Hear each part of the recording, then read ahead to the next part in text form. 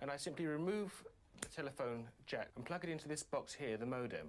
I then take another wire from the modem and plug it in where the telephone was. I can then switch on the modem. It's now telling me to phone up the main press cell computer. So it's a very simple connection to make. Extremely simple. I'm now waiting for the computer to answer me. And things are starting to happen. Things are starting to happen. Why did you buy a computer?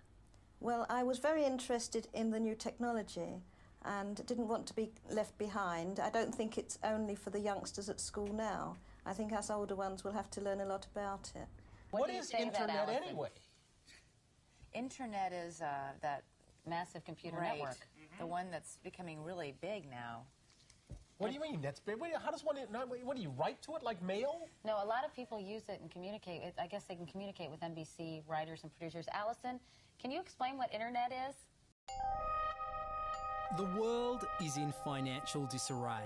Currencies failing, economies in wild flux, jobs being lost. But what if you could build an entirely new economy, one specifically designed for the digital realm? Well, that is the dream behind Bitcoin. Bitcoin, for those of you who don't know, is an electronic online currency that was created in 2009. It was made by someone who did it under the pseudonym Satoshi Nakamoto.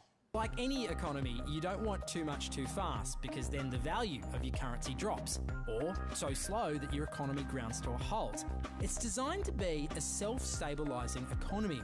Whether it actually is that way though, well, that is a little bit more complicated. Because some people have said, hey, Bitcoin is the answer to those problems. Are you a believer?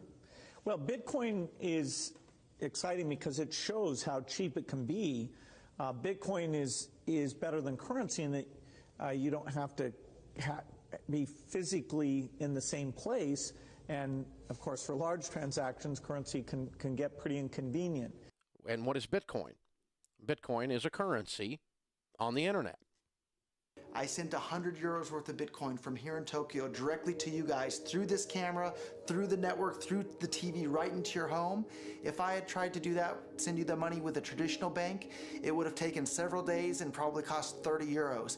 I just did it right now with Bitcoin instantly, basically for free, and didn't have to ask anybody for permission. I didn't need a bank, I didn't need a government, I didn't need anybody. I just needed myself and you and our smartphones to do it. That's the power of Bitcoin. Wall Street is fraud, America is fraud, the world is fraud, banks are fraud, central banks are fraud. We live in an era of fraud. It's all based on fraud, and they get a percentage of the fraud. That's the business model. To suggest that there is any moral or ethical aspect to anything that's going on now is to be completely naive about the fact that we live in an era dominated by financial terrorists,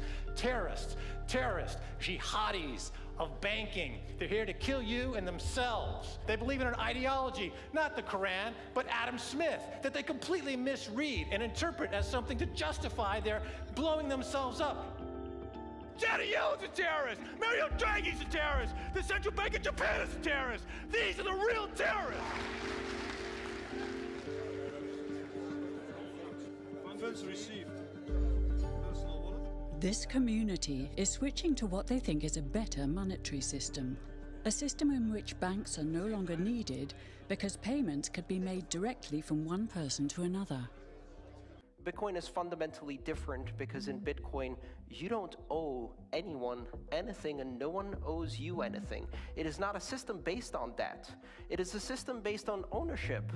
And no one can censor it, no one can seize it, no one can freeze it. It's November the 2nd, 2008, just 6 weeks after the Lehman Brothers collapse. And all over the world, there are panicked debates about how to save the banks.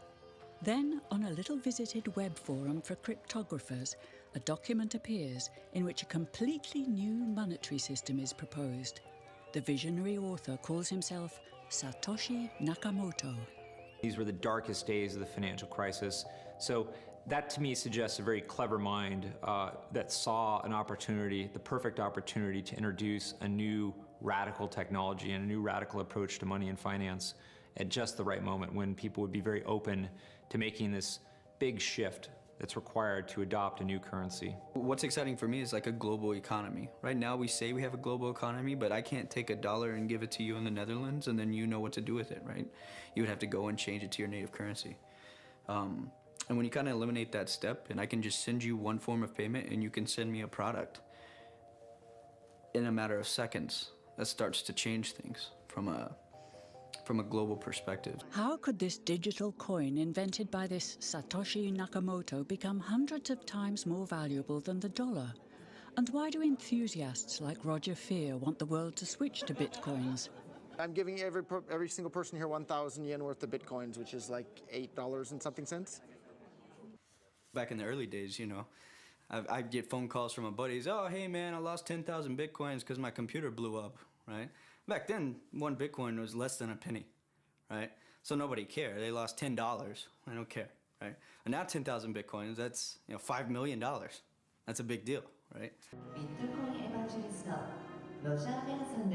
I think a lot of people are underestimating the way in which Bitcoin and the blockchain are going to change the power structures in society in general. I mean, I grew up in the US and I see all these people like, yeah, nuke everybody in the Middle East and kill them all. And then they have the former Secretary of State, Madeleine Albright, on 60 Minutes, one of the most popular news shows in the US. And they asked her, they said, like, there's reports that more than 500,000 Iraqi children have died as a direct result of US sanctions.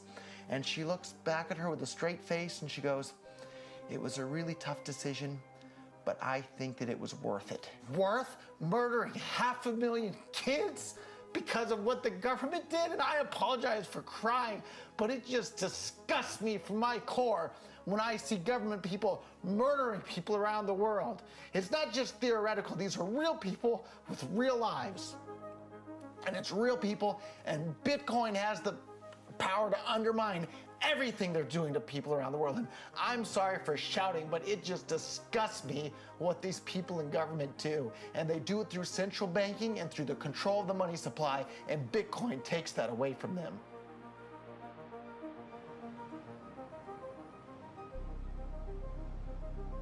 You can buy Bitcoin at the Shell station. Check it out. Good. Got $2. Hit finish. Oh. $2 Bitcoin. Just like that. From this machine. I just turned cash into digital currency.